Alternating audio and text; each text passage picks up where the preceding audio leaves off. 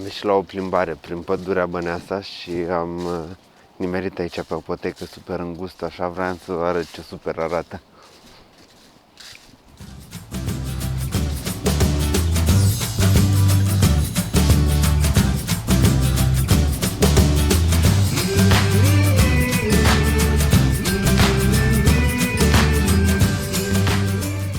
Deci pădurea asta arată incredibil.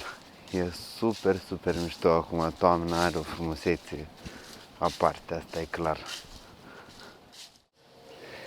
Ți-aduce aminte la Păscut când eu am vrut și tu n-ai vrut și te-am rugat și am insistat și mi-ai cedat? Vaco! Ți-aduce aminte la Păscut când tu ai vrut și eu n-am vrut și m-ai rugat și ai insistat și am cedat și mi-a plăcut și aș mai fi vrut, dar tu n-ai mai putut, boule.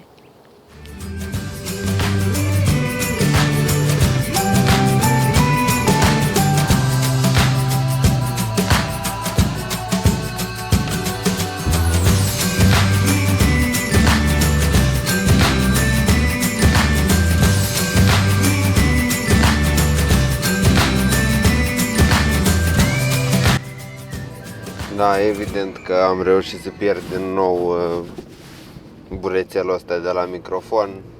Acum e clar pentru ultima dată, pentru că eram în pădure și habar n-am unde. Nu m-am mai întors după el, e gata.